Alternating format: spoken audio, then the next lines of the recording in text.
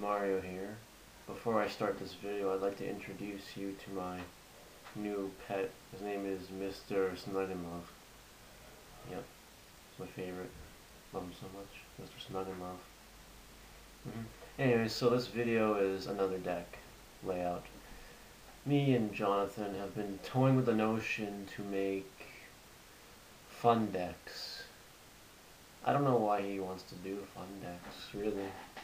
Because what's the point of making a fun deck when you can just make a deck that beats everyone else? Right? I mean, come on. You make all those top tier decks and it's fun winning.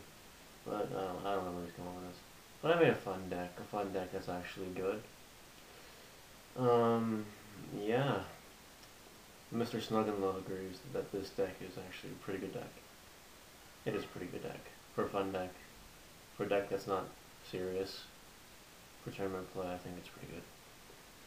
Anyways, so without further ado, let me show you the deck.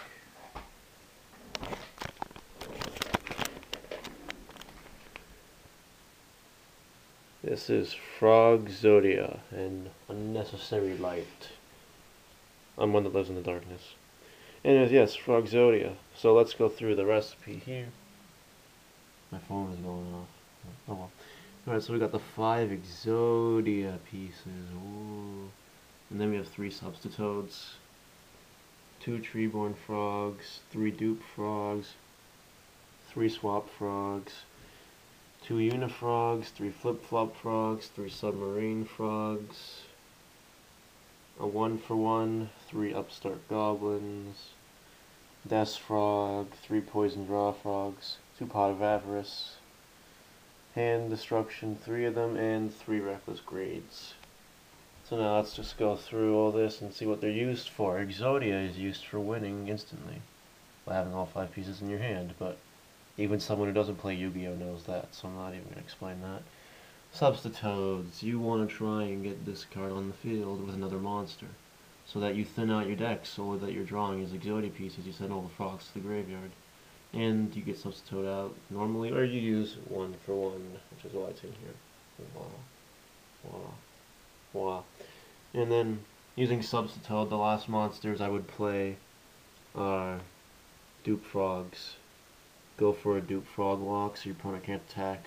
It's easy enough to overcome by Book of Mooning them or just smashing around, whatever. But yeah, if you keep them on the field, you got a stable attack lock. Swap Frog. Few things they can use this for. One is for dumping those extra Substitutes in the graveyard and maybe Death Frog or some other frogs, whatever. I also like to bounce them back to my hand and use Hand Destruction with them. It's good that way. And then base in Treeborn Frog is summoning material, just so you have some defense, I guess. And then the rest of this frog, Submarine Frog, Flip-Flop Frog, Death Frog, Poison Draw Frogs. The Poison Draw Frog's effect cannot be used if it's distributed to Substitute because it misses the timing, which sucks. But if you have it like face-up attack mode and you blow it up into opponent's monster, you draw a card, which is helpful. Flip-Flop Frog I might even use just to return monsters, whatever, stalling. And then all these cards for drawing, Upstart Goblin for drawing, Reckless Greed for drawing, and Hand Destruction for drawing, and Pot of Avarice for recycling and drawing. Guess just in case Exodia pieces get in the graveyard. A side deck for this card, you should probably include Burrow from Different Dimension, because when people see Exodia, they think DD Crows and Crevices for when those Exodia pieces get in the graveyard, so you need those. So you need a Burial Different Dimension, maybe a backup soldier, just in case your opponent morphing jars or uses their own Hand Destruction or something. Backup soldier, and yeah.